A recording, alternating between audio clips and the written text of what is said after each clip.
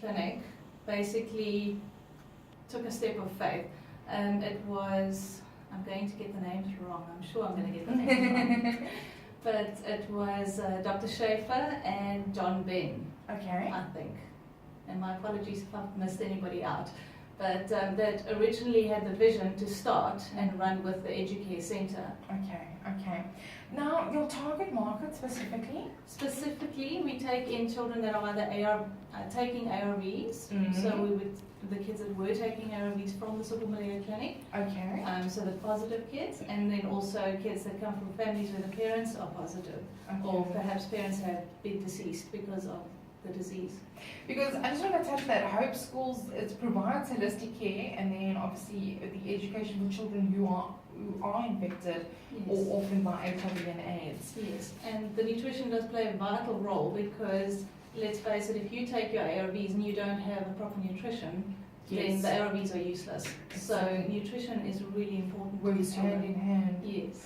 Now, how many children and staff exactly now are you sitting on? So we're sitting on 226, and then we have about 37 staff.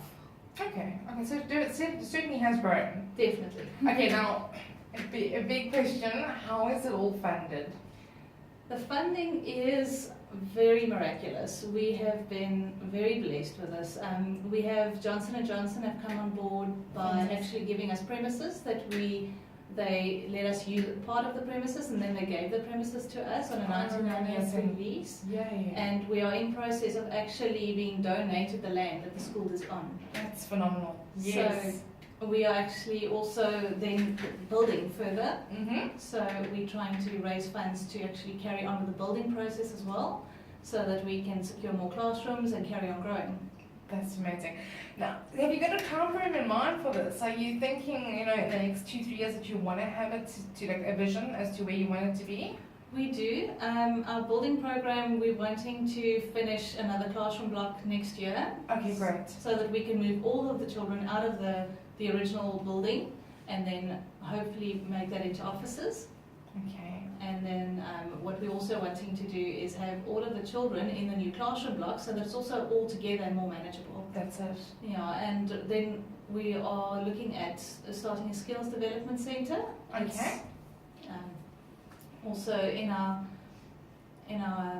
planning, shall we say? Yes. The builders have started and the board has just approved the plans, so it's very exciting. So we're wanting to start a skills development centre for children who are not academically capable, so that they can still sustain themselves. Absolutely. Now, Evette, tell me, what kind of skills do you want to focus on?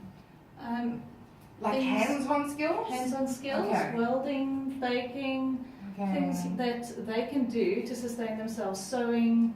Yes, okay, making of crafts and things like that, where they actually are gaining a skill, and so they are able to take care of themselves later on. And also incorporating that into the curriculum, so that they are still learning academically, but also for those that are not able to learn academically, also need to live, they also need to eat. That's very true.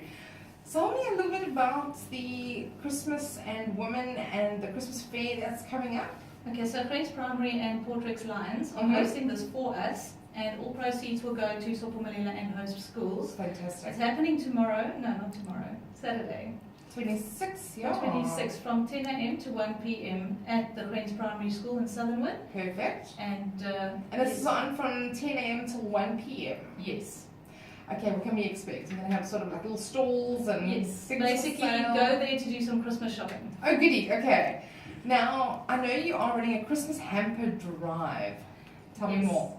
What we're basically wanting to do is to send a food parcel home with every family over the Christmas holidays, because we know that nutrition is such a big problem for these children. Exactly. And we're wanting to assist the families that maybe don't have a sustainable income. And a lot of these parents work from hand to mouth. The income they get, they buy the food. That's it. And with times the way they are at the moment, I think a lot of people are doing that as well.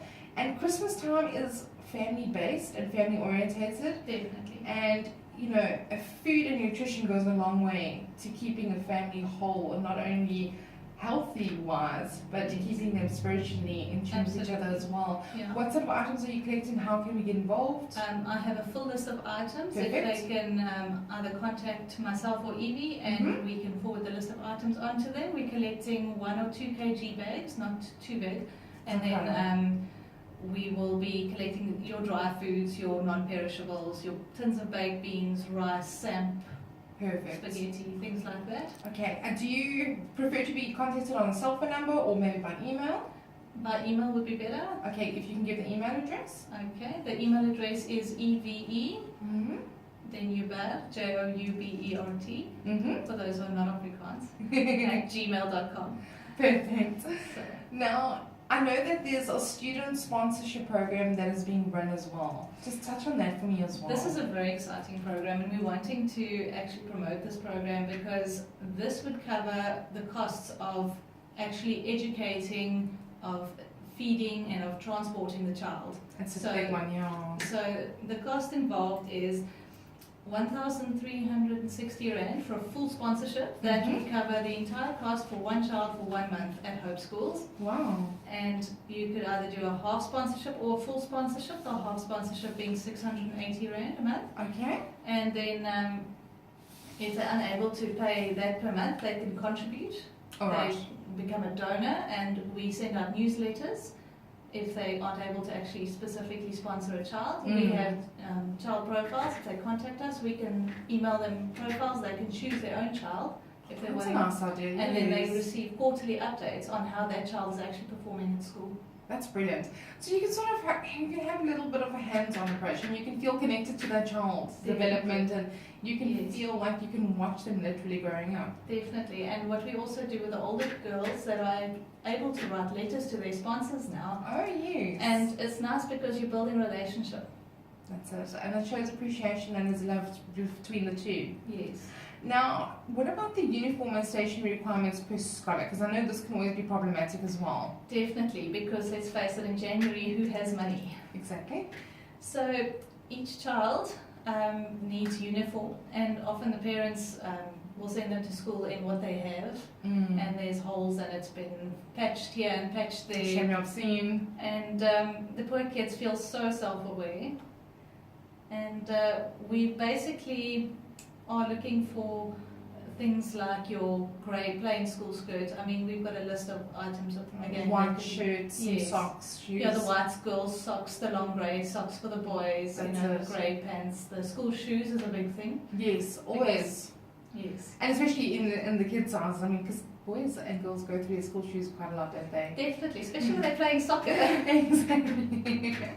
Okay, great. Now, if people have uniform items or would actually like to donate, how can they get hold of you as well? On that same email address, they can just contact me, or they can phone the school on 043 745 0430, and they can get our details. They can either come drop them, or we can organise collection of the items as well.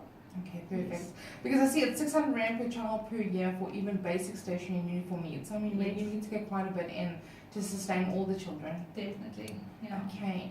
Now, Evette, is there anything else you'd like to say?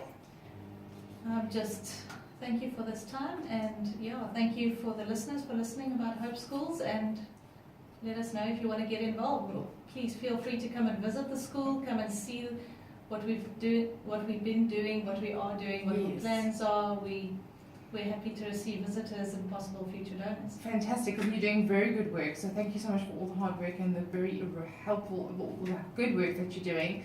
And I think, Evette, if you can give a contact number for yourself or for the Hope Schools in general, so that we can contact you if people would like to donate or get on board as well with the Christmas hamper drive, the student sponsorships, anything else like that. Okay.